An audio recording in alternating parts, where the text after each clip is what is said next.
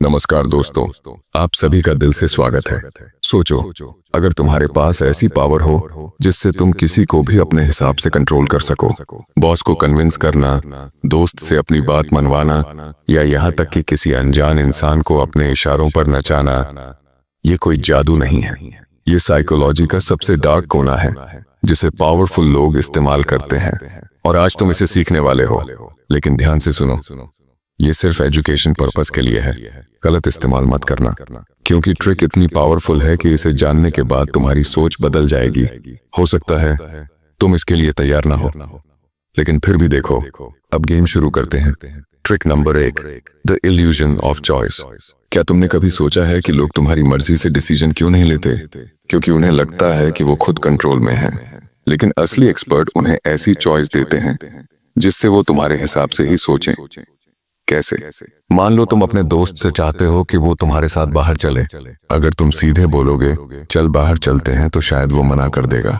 लेकिन अगर तुम उसे ऑप्शन दो, भाई बाहर जाना है, पिज्जा हट चले या डोमिनोज, अब खेल बदल गया। अब उसे लग रहा है कि वो खुद डिसाइड कर रहा है, लेकिन सच में तुमने ही उसकी चॉइस लिमिट कर दी है और वो किसी भी हाल में हाँ बोल देगा। यही टेक्निक बड़े ब्रांड्स, बिजनेस और पॉलिटिशियन इस्तेमाल करते हैं। लोगों को चॉइस का इल्यूजन दो, लेकिन असली कंट्रोल हमेशा अपने हाथ में रखो। लेकिन रुको, अगली ट्रिक से तुम किसी से भी हाँ कहलवा सकते हो। Trick number 2, the yes ladder technique. अगर तुम्हें किसी से बड़ा फेवर चाहिए तो सीधा मांगने पर वो मना कर देगा, लेकिन अगर तुम छोटे छोटे हाँ बुलवाते जाओ तो उसका दिमाग धीरे धीरे तुम्हारी रिक्वेस्ट को एक्सेप्ट करने लगेगा। कैसे? सोचो, तुम अपनी कंपनी में प्रमोशन चाहते हो।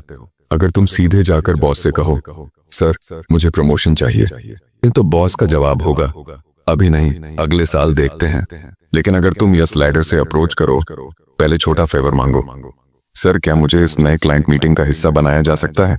मैं थोड़ा एक्सपीरियंस लेना चाहता हूँ। फिर अगला स्टेप, सर क्या मैं इस प्रोजेक्ट की कुछ एक्स्ट्रा रिस्पॉन्सिबिलिटीज ले सकता हूँ? अब बॉस को हाँ कहने की आदत पड़ चुकी है। अब तीसरा स्टेप, सर क्या मैं लीडरशिप वर्कशॉप में जा सकता हूँ?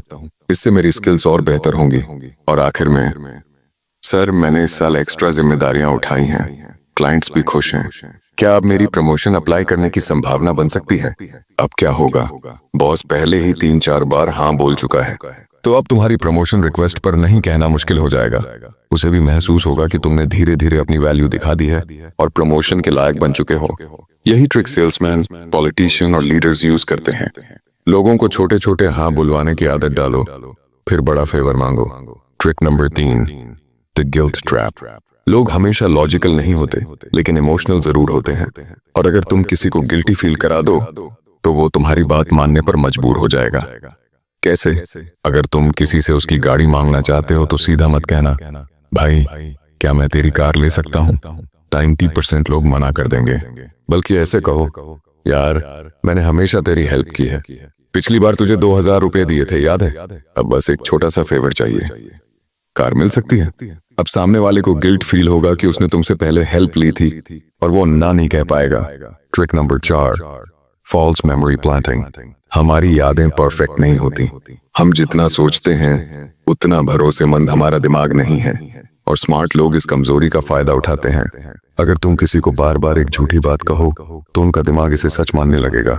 मान लो कोई पॉलिटिशियन चुनाव जीतना चाहता है, लेकिन उसकी इमेज लोगों के बीच उतनी मजबूत नहीं है। अब वो फॉल्स मेमोरी प्लांटिंग का इस्तेमाल करके लोगों के दिमाग में अपनी ताकत और लोकप्रियता की फेक मेमोरी डाल सकता है। रैलियों में वो कहना शुरू करेगा, जब इस शहर में बेरोजगारी थी मैंने अपने दम पर 5000 लोगों को नौकरी दिलवाई। से ये अगली बार मीडिया में बयान देगा, हमारी सरकार के आने से पहले लोग गरीबी में थे, लेकिन हमने पूरे राज्य में 70% लोगों की आर्थिक स्थिति सुधार दी। अब वो इंटरव्यूज में इस बात को इतने कॉन्फिडेंस और डिटेल्स के साथ बोलेगा कि लोग सोचने लगेंगे, अरे हाँ शायद सच में इसने ऐसा किया होगा। रिजल्ट, लोगों का दिमाग इस झूठ को सच मानने लगेगा और वो बिना ज्यादा फैक्ट चेक किए उस पॉलिटिशियन को वोट देने लगेंगे। यही तरह से फॉल्स मेमोरी प्लांटिंग ट्रिक काम करती है। Trick number 5, the power of silence. जितना कम बोलोगे उतना ज्यादा कंट्रोल में रहोगे। ब्रेन साइकोलॉजी कहती है कि खामोशी में ताकत होती है। लोग सोचते हैं कि बातचीत में बोलने वाला पावरफुल होता है, लेकिन असली ताकत उसी के पास होती है जो सुनना जानता है और चुप रहने का मास्टर है। जब हम चुप रहते हैं तो सामने वाले को डर, डिस्कम्फर्ट और इनसिक्योरिटी महसूस होने लगती है। इंसान की नेचुरल आदत होती है कि वो ऑनवर्ड साइलेंस को भरने के लिए बोलता है। कैसे अप्लाई करें?